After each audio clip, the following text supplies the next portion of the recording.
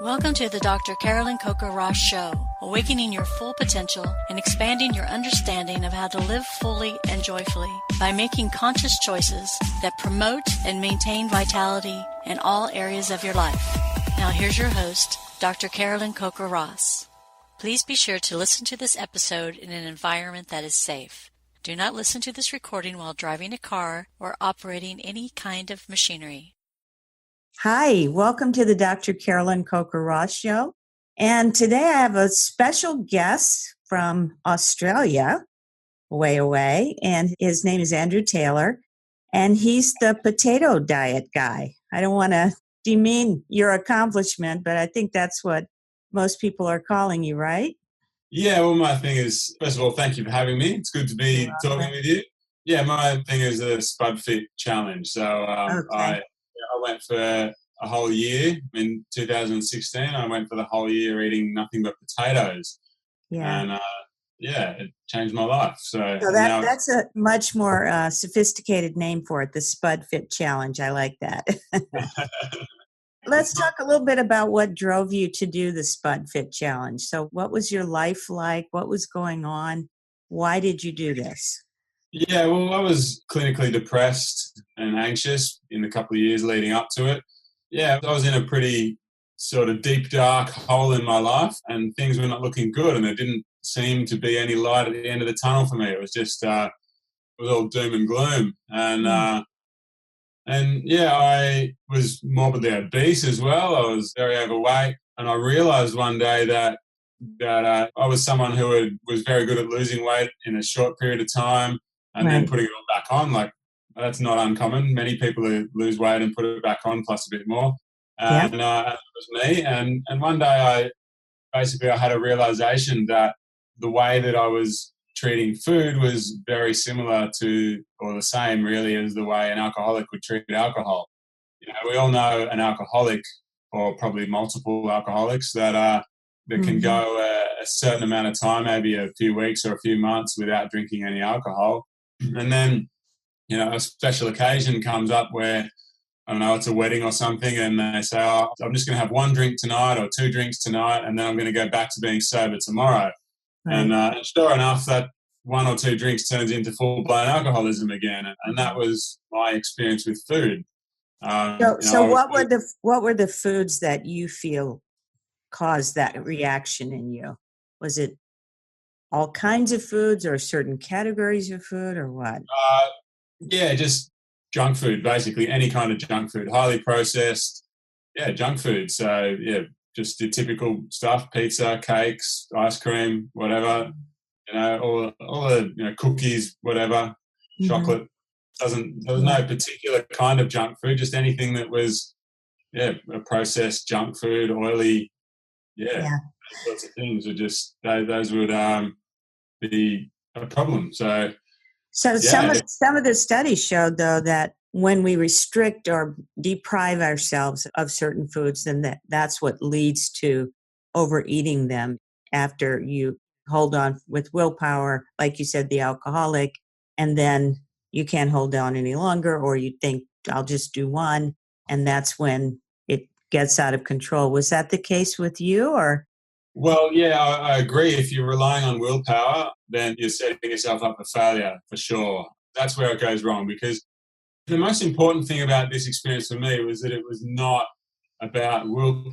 It was not about just white-knuckling my way through a year and just relying on sheer force of will to get through. It was about changing my relationship with food. That was the important thing. So, I say to everyone, I coach people through this now, and every single person that comes to me, I say, if they're coming to me because they want to eat potatoes and lose weight and that's it, then there's no point, because you're just going to put it back on at the end.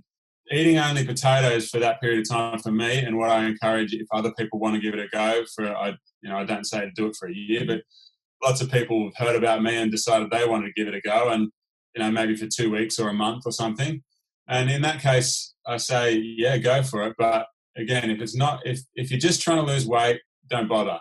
This is about changing your relationship with food and understanding what makes you tick and what drives the unhealthy behavior and the unhealthy relationship with food. And doing the internal work. So the potatoes, it's not about potatoes. Potatoes are just a vehicle really that allows you to take some time away from food, take some time away from all the pressures and sort of the overwhelming nature of having to make these food choices all day, every day. Food is all consuming.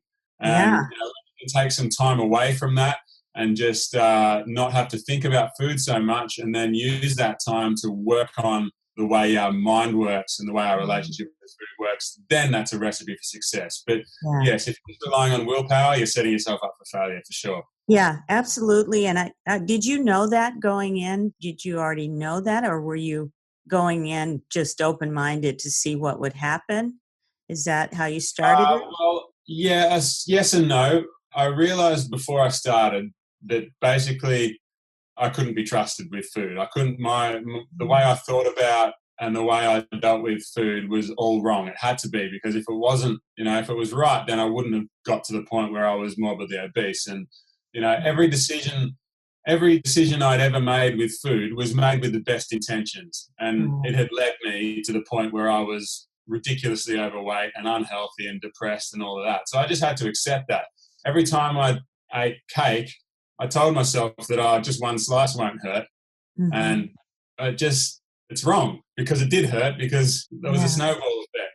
So in that sense, I knew that in the past I had relied on willpower. It didn't work.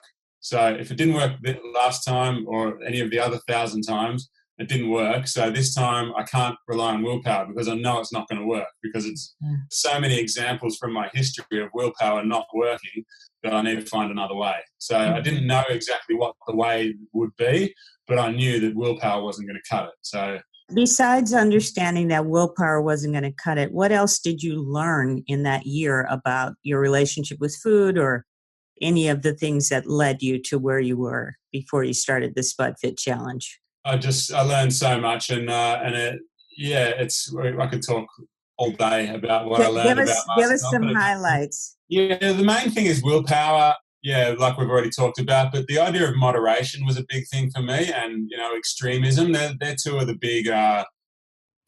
big complaints I get, or questions I get. That every time someone hears about me, they say, "Oh, yeah, that's great, but what about just eating everything in moderation?"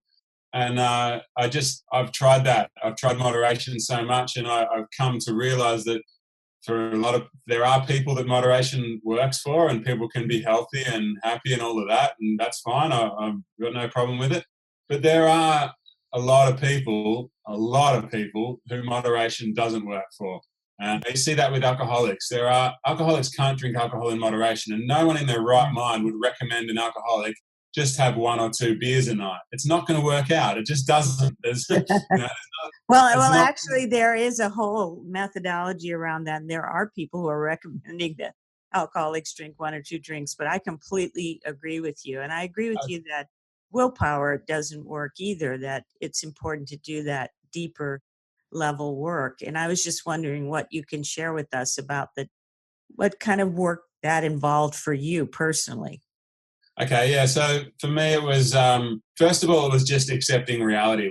That was number one. Was just learning to accept reality and stop trying to tell myself that I'm under control and everything will be okay if I just try this one thing or that. Just accepting reality that I can't be trusted with food. The choices that I make and the voices in my head telling me it's okay to eat this or okay to eat that, they're wrong every time. They're always wrong, and it doesn't matter what sort of arguments I come up with, the little voice that, I call it my internal junkie.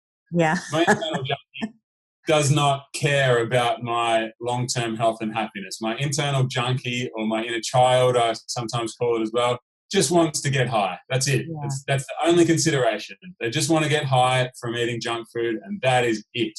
Yeah. And that voice cannot be trusted because it doesn't have your best interests at heart. So that was the first thing. I had to accept reality and accept that any time that voice pipes up and says, hey, how about one tiny bit of chocolate? I can think, okay, that voice is just an inner child or an inner junkie that just wants a hit. That's it. Yeah, so, right. Yeah. If your actual real life housemate came to you every day and said, hey, I just want to borrow $20 and I'll get it back to you tomorrow, and then every single day they take your $20, go and buy drugs, get high, and then they don't give you $20 back to you, then pretty soon you would stop giving them $20 because you figure it out. Right. When it's your inner voice, for some reason it's harder to understand that. It's harder to say no to. It's harder to say no to that. Yeah. So you also talked, at least on your website, you talked about, and even here you talked about having depression and anxiety. How did this change in your eating plan affect your mood and your levels of anxiety?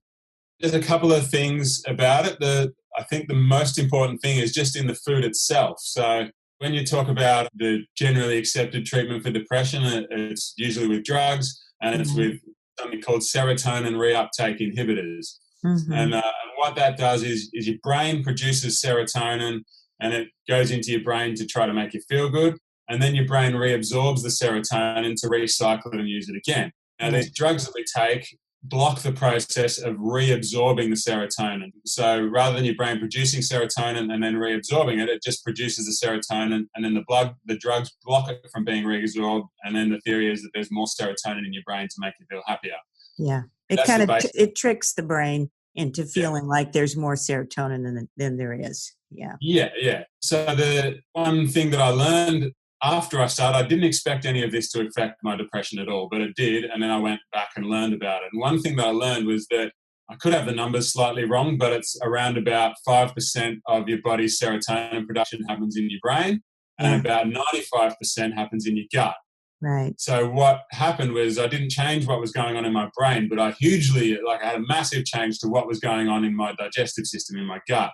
Right. And potatoes are an excellent source of lots of good healthy fiber that produces really good gut bacteria that produces a lot of good serotonin. So just that simple change in diet allowed my body to get, and the bacteria in my body to get much, much better at producing serotonin, which is a feel-good drug. So a feel-good hormone, sorry. So that's one factor, and I think that's the biggest factor. It's just my body started working the way it should, and that helped fix everything. But also another big factor, I think not quite as big, but very big still, is when you do a good job of something and you start to be successful at something, then that provides endorphins. Endorphins, pride. It gives you pride and changes the way you think about yourself. Because I had never in my life been successful at sticking with some kind of eating plan that I'd come up with myself. I always did it for a little while and then broke it and went crazy. And this time I was finally, for the first time in my life, I was doing something that I said I was going to do, and I was doing it perfectly every day, every single meal. I was doing it right. So let me ask you this then. So why did the Spud Fit challenge work when the other things, as you said, you weren't able to maintain? I mean, you maintained only eating potatoes for an entire year, which is incredible. I don't know that many people could do that for an entire year.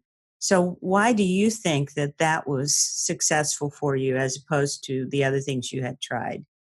There's a few reasons. First is that my motivation was different.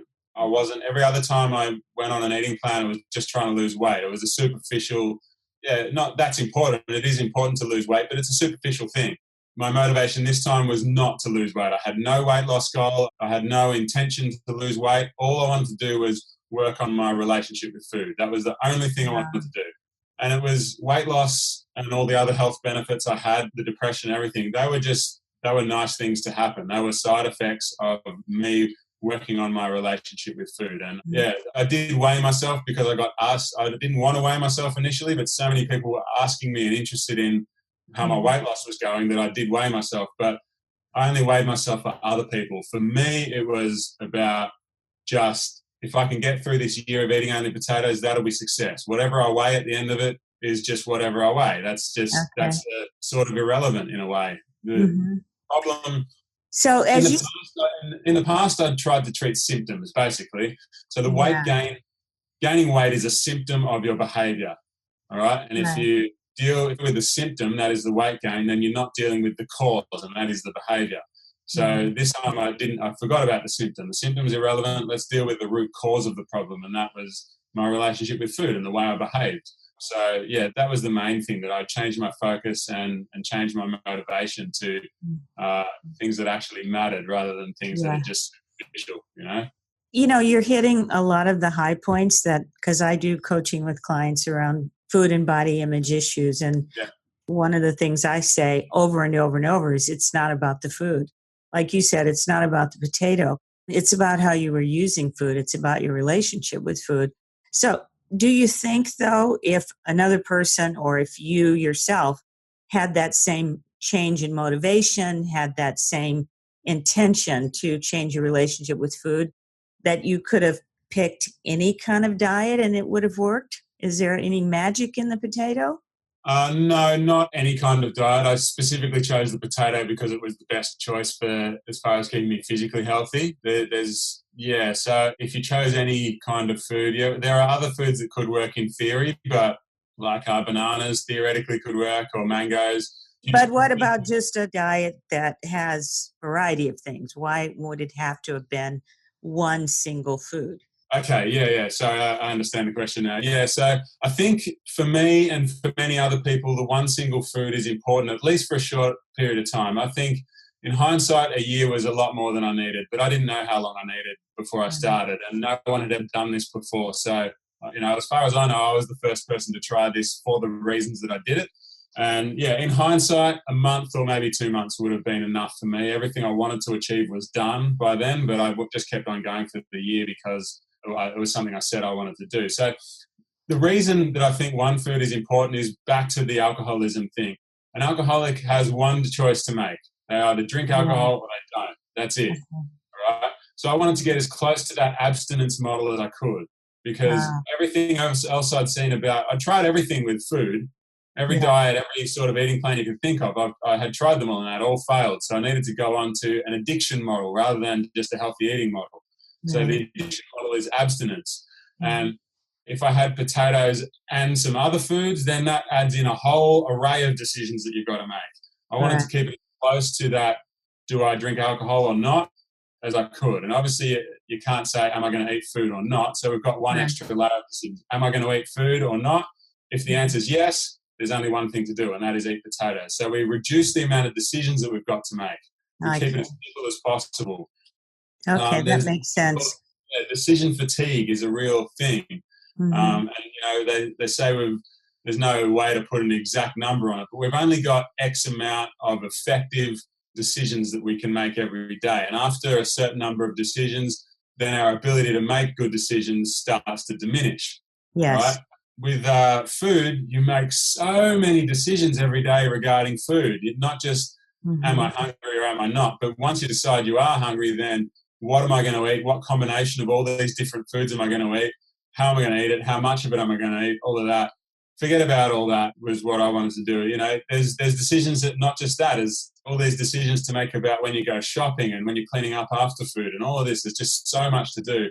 And when you just strip all of that back and get rid of all the decisions, it allows you some freedom and some space in your mind to then refocus all that energy and refocus all those mental space that you take up with food, refocus it on changing the way you actually think and the way you behave. So, it's really interesting what you're talking about, because in preparation for this podcast, I was a little bit hesitant because as a medical doctor, a specialist in eating disorders, we know that usually any kind of dieting doesn't work. And what I like about what you're saying is that you didn't see this as a diet. And I know from reading your blog that you made sure that you picked something that had the most health values that could sustain you. And most people think of a potato as a food to avoid, especially if you have a weight problem. And yet, from your research, which is very valid, you showed that it has protein, it has fat, it has nutrients.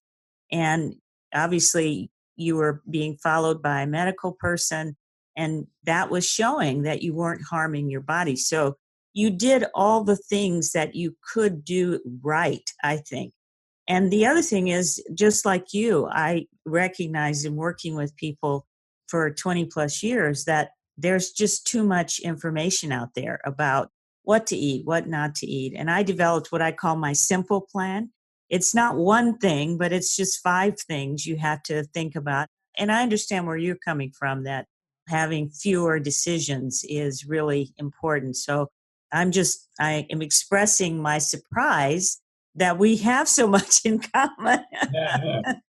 Honestly, I think what I do is it was obviously an extremely important thing for me, and it can be for other people. But when people first come to me and say, hey, what should I eat to try to get healthy? I don't just say you should eat only potatoes. My first choice is always, I think you should eat, what I eat now is a whole food plant-based diet. And I focus on potatoes, but I eat my greens and I eat veggies and I eat fruit, whole intact grains and beans and things like that.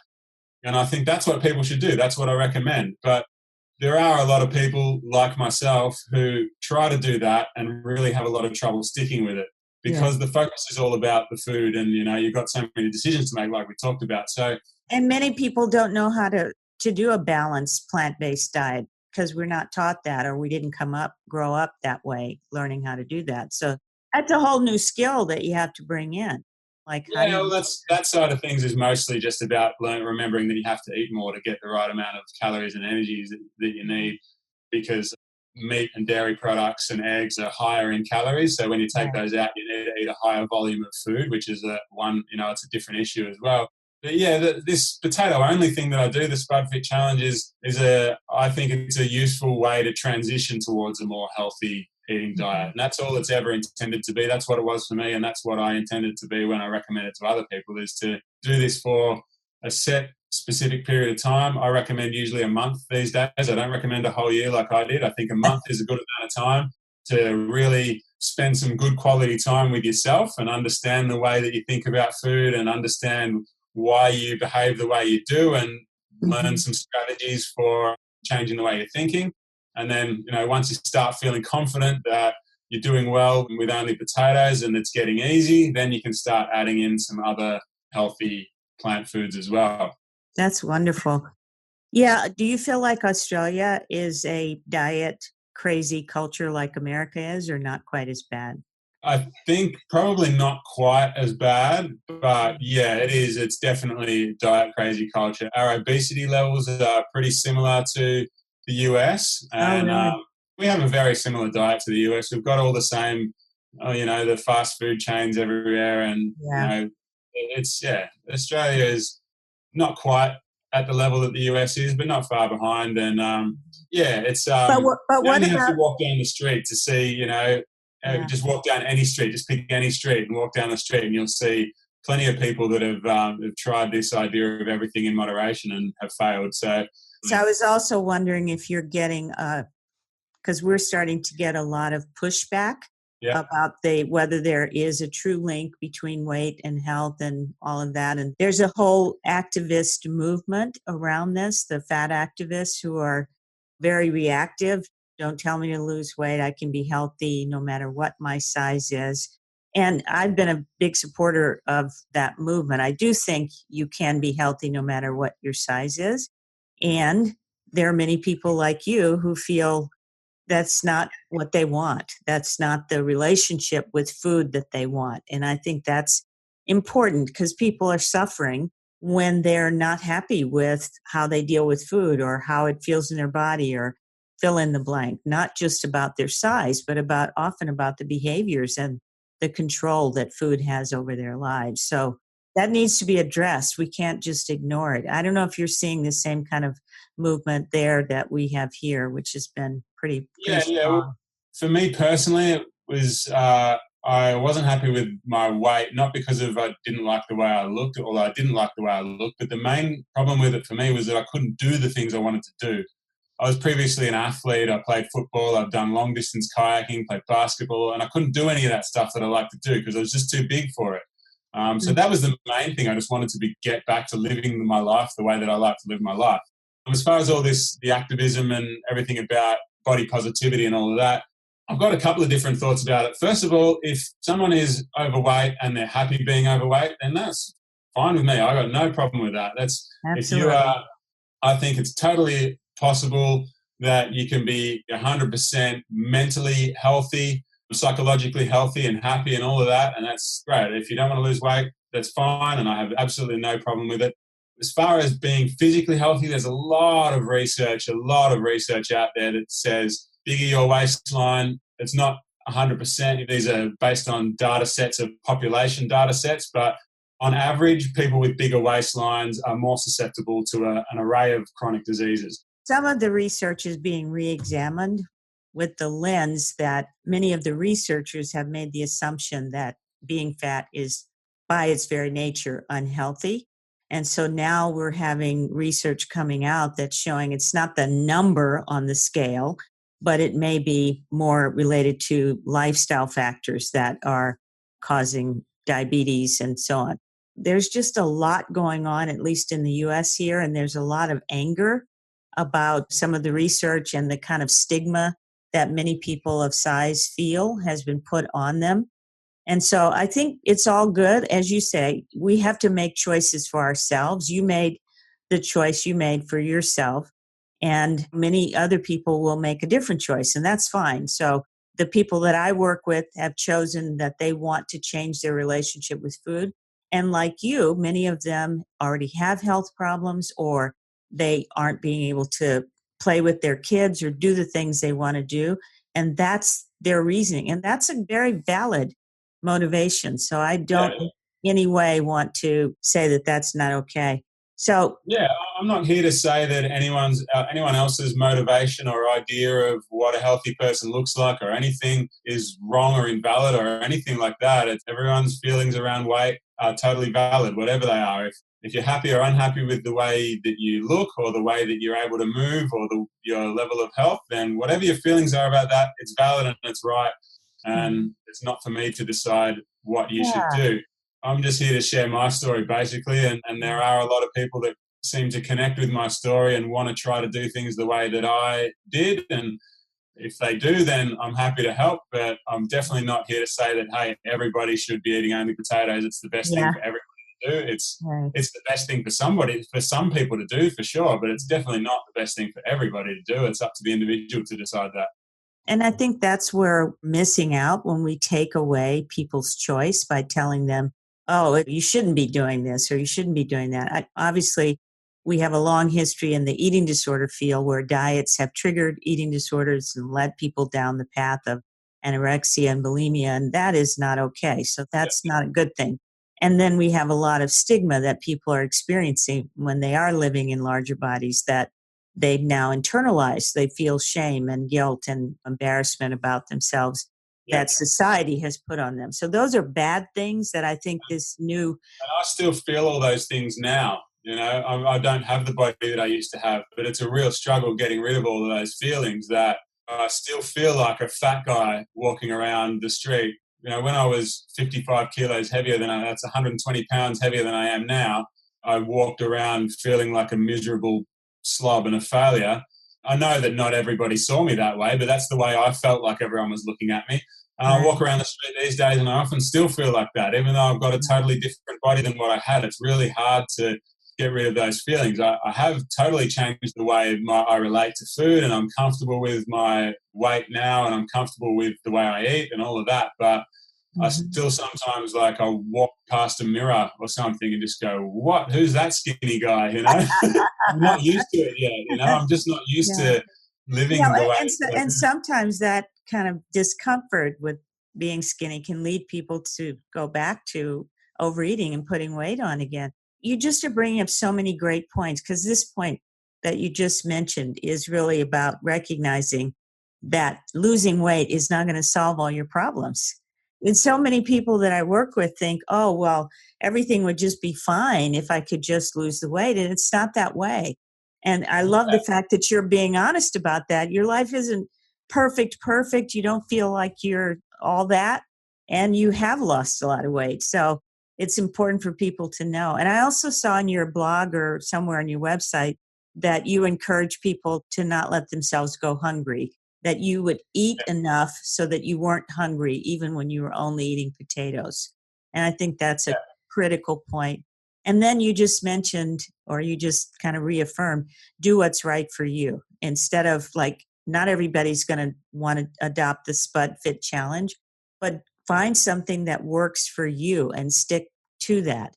And being able to maintain it is what's really important. So Yeah, the important thing is that you're working on the cause of your problem, not just working on a symptom. That's like, if you're just working on trying to change what the numbers on the scales say, then yeah, you'll change them, and then you won't, and then they'll go back up. If you've got to work on why are the numbers on the scales going up, what is the cause of that problem, and you've got to work on that. You've got to get to the root cause. That's my mantra. So I'm echoing that. Now, I hear you have a new book. Can you tell us about that and tell us what people can find out about? It's called Spud Fit, a whole food potato-based guide to eating and living.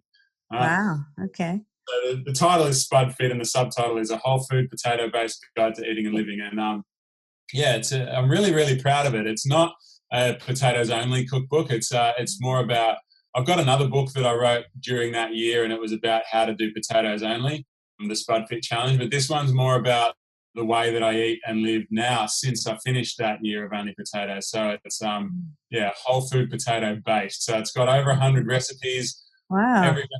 Every recipe has potatoes in it, but usually with other ingredients too.